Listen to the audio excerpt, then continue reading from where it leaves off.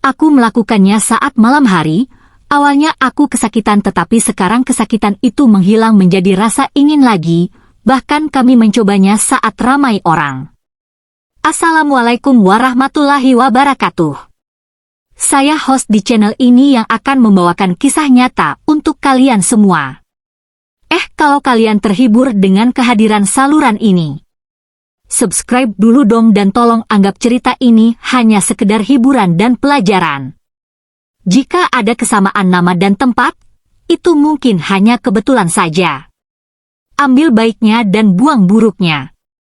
Oke, selamat menikmati vlog dan kumpulan cerita dan kisah nyata dari saluran pena kisahku. Aku, Arya, seorang pria biasa berusia 28 tahun yang tinggal di kota besar. Keluargaku adalah orang-orang yang cukup dikenal di lingkungan kami, tetapi kami bukanlah orang kaya raya atau selebriti. Namun, ada satu anggota keluarga yang selalu menjadi pusat perhatian dimanapun dia berada, yaitu kakak iparku, Lia. Lia adalah seorang seleb TikTok dengan jutaan pengikut, terkenal karena kelucuan, kecantikannya, dan cara pandangnya yang menarik tentang kehidupan sehari-hari. Ia seringkali muncul di berbagai video viral yang membuat banyak orang terpesona dan mengaguminya. Keluargaku tidak pernah menganggapnya sebagai sesuatu yang luar biasa. Bagi kami, Lia adalah saudara perempuan dari istriku, Rina, yang merupakan adikku. Namun, seiring waktu, aku mulai merasa ada sesuatu yang berbeda ketika melihat Lia. Awalnya, aku tidak terlalu memperhatikannya, karena aku tahu dia adalah istri dari adikku yang selalu hadir di setiap acara keluarga kami. Namun, semakin sering kami bertemu, semakin aku merasa ada ketertarikan yang sulit untuk dijelaskan. Lia bukan hanya cantik, tetapi juga sangat menyenangkan dan ramah. Kami sering berbicara tentang banyak hal, dari hobi hingga pengalaman hidup. Suatu malam, ketika kami duduk di ruang tamu setelah makan malam keluarga, aku merasakan sesuatu yang baru. Lia duduk di dekatku, berbicara tentang proyek TikTok terbarunya. Tiba-tiba aku menyadari bahwa aku menikmati setiap detik percakapan itu, dan saat itu juga aku mulai merasakan sesuatu yang lebih dari sekadar persaudaraan. Namun, aku tahu apa yang aku rasakan adalah salah. Lia adalah kakak iparku, dan hubungan semacam itu bisa merusak banyak hal, terutama hubungan dengan keluarga. Aku mulai merasa cemas dan bingung tentang perasaanku. Apa yang seharusnya aku lakukan? Haruskah aku menekan perasaan ini dan melupakan semuanya? Namun, semakin aku berusaha untuk tidak memikirkannya, semakin kuat perasaan itu menguasai pikiranku. Rina, istriku, memang lebih banyak sibuk dengan pekerjaannya dan jarang menghabiskan waktu bersama keluarga. Aku sering merasa kesepian, tetapi tidak pernah membicarakan perasaan ini dengan siapapun, terutama dengan Rina. Di sisi lain, Lia tampaknya juga memperhatikan perubahanku. Aku merasa ada sesuatu yang berbeda dalam sikapnya terhadapku. Mungkin ini hanya perasaanku saja, tetapi aku merasa dia mulai memperhatikan setiap perkataanku lebih seksama. Bulan-bulan berlalu, dan meskipun aku berusaha untuk menjaga jarak, aku tidak bisa mengabaikan perasaan yang semakin kuat. Bahkan, suatu ketika Lia meminta untuk berbicara lebih pribadi denganku. Arya, aku merasa kamu agak aneh belakangan ini. Ada yang ingin kamu bicarakan? Tanyanya dengan nada serius yang jarang kutemui darinya. Aku terkejut mendengarnya, tetapi aku tetap berusaha menjaga sikap. Tidak ada apa-apa, Lia. Aku hanya sedikit lelah dengan pekerjaan, jawabku sambil mencoba untuk tidak menunjukkan kegelisahanku. Namun, dalam hatiku, ada perasaan yang sulit untuk kujelaskan. Beberapa malam setelah percakapan itu, aku tidak bisa tidur. Aku memikirkan Lia, memikirkan bagaimana sikapnya yang lebih perhatian belakangan ini. Mungkin aku terlalu banyak berhayal, tetapi semakin aku berpikir, semakin aku merasa bahwa ada sesuatu yang bisa terjadi di antara kami.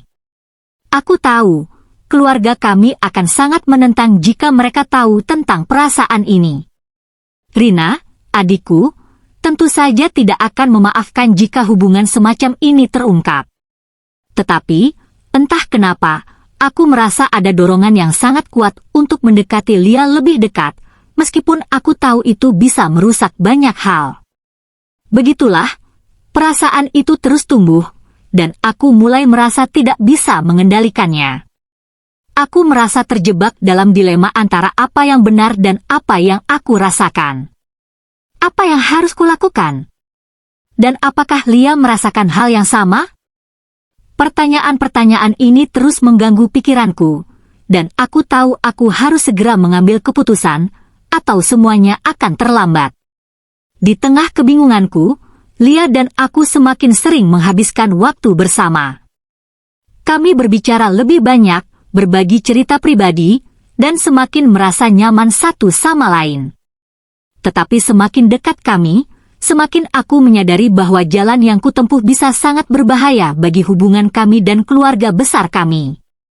Aku berusaha keras untuk menahan diri, tetapi aku tahu bahwa perasaan ini sudah terlalu kuat untuk diabaikan begitu saja. Semakin lama aku berusaha untuk menahan perasaan ini, semakin aku merasa semakin dekat dengan Lia.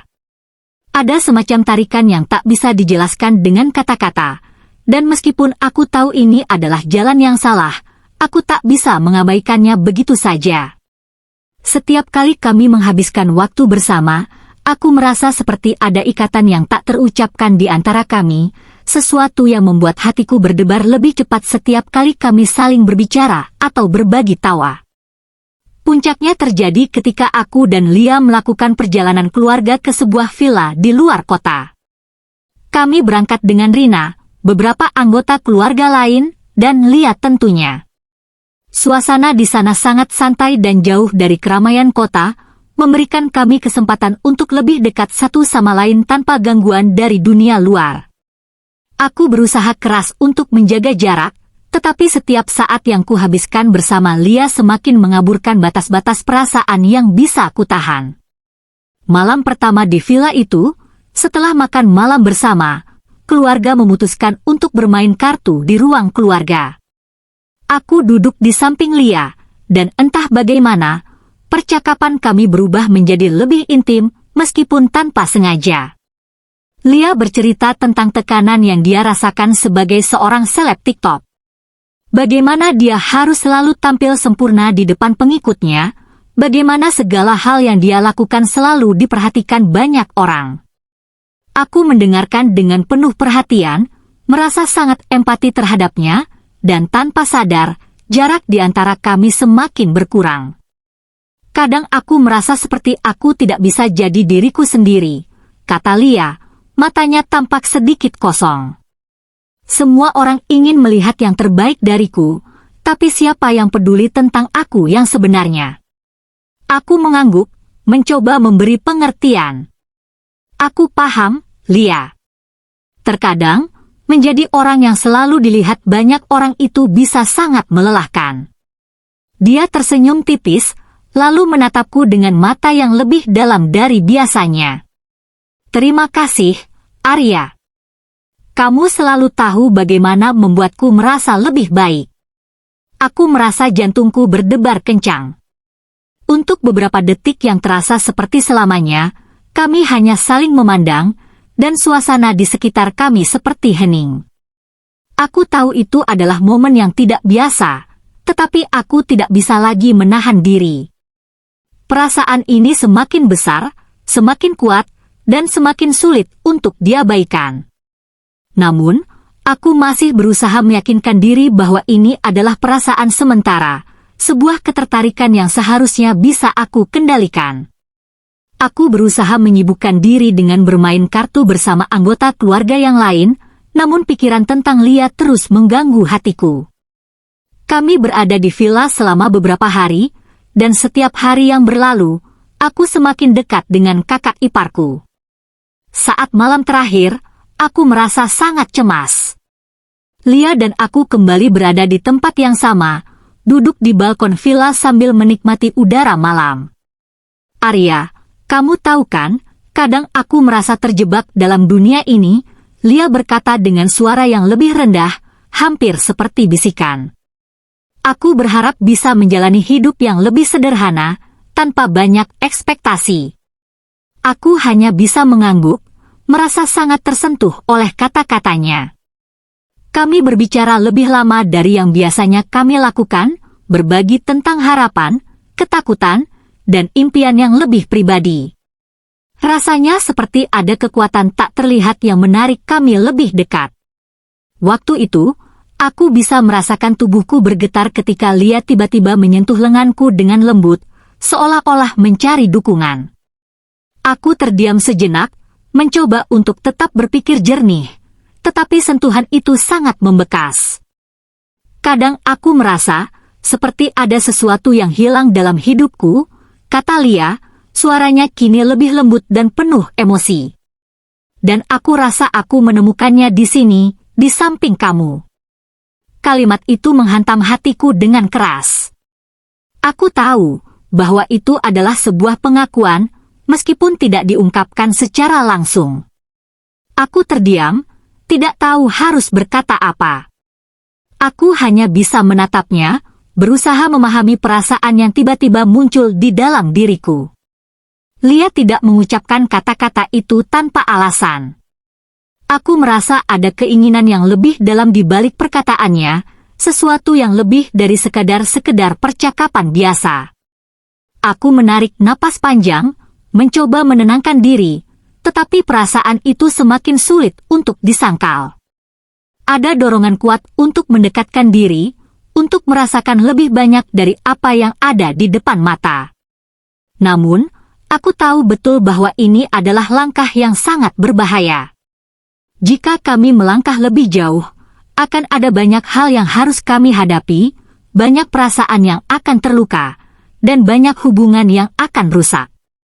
Aku berusaha menghindari pemikiran itu, tetapi entah bagaimana, rasa itu semakin menguasai pikiranku. Ketegangan di antara kami semakin terasa, dan aku tahu, kami sudah berada di ambang sebuah keputusan besar. Sebuah keputusan yang bisa mengubah hidup kami, dan seluruh keluarga kami, selamanya. Hari berikutnya, ketika kami kembali ke kota, aku merasa cemas dan bingung. Aku tahu aku harus menjaga jarak, tetapi seiring waktu, semakin aku berusaha menghindarinya, semakin aku terperangkap dalam perasaan yang tidak bisa kutahan lagi. Apakah aku bisa mengendalikan diriku? Dan bagaimana jika Lia juga merasakan hal yang sama? Aku tidak tahu jawabannya, tetapi yang pasti, kami berdua berada di jalur yang sangat berbahaya. Setelah perjalanan ke villa itu, aku merasa seperti berada dalam dunia yang sangat berbeda. Ketegangan antara Lia dan aku semakin sulit dihindari, bahkan dalam setiap interaksi sederhana. Aku bisa merasakan pandangannya yang lebih dalam, senyumnya yang lebih intim, dan kata-katanya yang semakin sering menyentuh sisi emosionalku. Namun, aku tahu betul bahwa kami sudah berada di batas yang sangat tipis, di antara perasaan yang tidak boleh ada, dan perasaan yang terus tumbuh. Beberapa minggu setelah itu, Lia kembali datang ke rumah kami untuk mengunjungi Rina. Sebagai keluarga, kami tidak bisa menghindari kenyataan bahwa dia adalah bagian dari hidup kami, dan entah bagaimana, kehadirannya selalu menciptakan semacam energi yang berbeda. Rina memang sibuk dengan pekerjaannya, jadi aku seringkali harus menghabiskan waktu lebih banyak dengan Lia. Kami berbicara tentang banyak hal, tapi semakin aku berbicara dengannya, semakin aku merasa terjebak dalam perasaan yang tak bisa dikendalikan. Suatu malam, saat kami berdua sedang menonton film di ruang tamu, suasana terasa semakin dekat. Tidak ada yang istimewa, hanya kami berdua di ruangan yang sepi, menikmati film sambil berbincang santai. Namun, saat film berakhir, Lia tiba-tiba bertanya dengan nada serius, "Arya, apakah kamu merasa ada yang berubah antara kita?" Aku terkejut. tentu saja aku merasa ada yang berubah. Tetapi, aku tidak bisa mengakui itu. Aku hanya bisa tersenyum canggung dan menggelengkan kepala. Tidak, Lia. Mungkin hanya perasaanmu saja. Tetapi Lia menatapku dengan tatapan yang tidak biasa. Aku tidak yakin, Arya. Aku merasa ada sesuatu yang berbeda, entah itu hanya perasaanku atau mungkin kita benar-benar berubah. Aku tidak bisa menahan perasaan yang semakin kuat itu. Dalam satu detik yang sangat berat, aku merasakan dorongan untuk mendekatinya, untuk mengungkapkan semua yang ada dalam hatiku. Tetapi aku tahu bahwa jika aku melakukannya, itu akan menghancurkan segalanya. Lia merasakan perubahanku. Kamu tidak perlu merasa canggung, katanya pelan. Aku hanya merasa lebih dekat denganmu belakangan ini. Entahlah, mungkin aku juga merasa sepi. Semua orang di sekitarku hanya melihatku sebagai seleb, tapi jarang sekali yang melihat aku sebagai Lia, manusia biasa. Aku merasa ada yang menyentuh hatiku lebih dalam saat mendengarnya. Aku tahu, di balik citra selebritinya yang sempurna, Lia hanyalah seorang perempuan yang merindukan kedekatan yang sejati. Aku bisa merasakannya, dan aku meresponnya dengan sebuah keinginan yang semakin kuat untuk melindunginya. Hari-hari berikutnya semakin sulit. Aku mencoba untuk menjaga jarak, tetapi Lia tidak pernah berhenti mencoba untuk lebih dekat. Beberapa kali, dia mengajak aku untuk pergi berdua, tanpa mengundang Rina. Aku merasa bingung, tetapi di sisi lain, aku juga merasa terhanyut dalam semua perhatian dan kenyamanan yang diberikan Lia. Suatu malam, kami berjalan-jalan di taman dekat rumah kami. Hanya ada kami berdua, dan suasana yang hening membuat percakapan kami semakin dalam. Lia bercerita tentang kehidupan pribadinya yang lebih banyak dipenuhi dengan tuntutan dan ekspektasi. Kamu tahu, Arya, katanya, kadang aku merasa sangat kesepian. Meskipun aku dikelilingi banyak orang, aku tetap merasa seperti tidak ada yang benar-benar memahami aku. Aku merasa hatiku terguncang mendengar kata-kata itu. Dalam hatiku, aku mulai merasakan bahwa kami memiliki ikatan yang lebih dalam, lebih dari sekadar hubungan keluarga. Ada kekosongan yang kami berdua coba isi dengan cara yang berbeda. Saat kami duduk di bangku taman, Lia menatapku dengan tatapan yang penuh makna. Kamu adalah satu-satunya orang yang selalu membuatku merasa nyaman, Arya. Aku tidak tahu bagaimana aku bisa mengungkapkan perasaanku lebih dari ini. Kata-kata itu, yang seharusnya membuatku lebih waspada, justru semakin membuatku terjerat dalam kebingunganku. Aku merasa seolah-olah ada kekuatan yang tak bisa kuhalangi, menarikku lebih dalam ke dalam perasaan yang semakin tak terkendali. Aku ingin menjauh, tetapi aku juga ingin mendekat. Kami saling berpandangan beberapa detik, dan seketika itu juga, sebuah dorongan tak terduga membuatku ingin memeluknya. Aku menarik napas dalam-dalam, berusaha menenangkan perasaanku. Namun, Lia tidak mundur. Dia justru lebih mendekat, dan dalam sekejap mata, aku merasa tubuh kami begitu dekat, bahkan lebih dari yang seharusnya. Kami berdua terdiam, dan aku bisa merasakan detak jantungku yang semakin kencang. Tanpa banyak kata, Lia bergerak sedikit lebih dekat, lalu bibir kami bertemu. Itu bukan ciuman biasa. Itu adalah ciuman penuh dengan perasaan yang dalam, penuh dengan emosi yang tak bisa dijelaskan. Semua yang selama ini kami tahan seakan pecah dalam sekejap. Aku tahu itu salah, sangat salah. Tetapi dalam momen itu, aku tidak bisa berpikir jernih lagi. Aku tidak bisa berpaling. Setelah ciuman itu, kami terdiam, masing-masing mencoba memahami apa yang baru saja terjadi. Lia memandangku dengan mata yang penuh kebingungan dan penyesalan. Apa yang kita lakukan, Arya? Tanyanya dengan suara pelan. Aku tidak bisa menjawab. Aku hanya menatapnya, Dan aku tahu bahwa kami telah melewati batas yang tidak bisa kami ambil lagi. Kami sudah terlalu jauh, dan keputusan ini, entah bagaimana, akan membawa kami pada jalan yang tak bisa mundur. Kami tahu, setelah itu, tidak ada yang akan sama lagi. Tapi apakah kami siap menghadapi konsekuensinya? Aku tidak tahu. Aku hanya tahu satu hal. Kami telah memulai sesuatu yang tak bisa kami hentikan begitu saja. Setelah kejadian itu, aku merasa seperti berada di ujung jurang yang dalam dan gelap.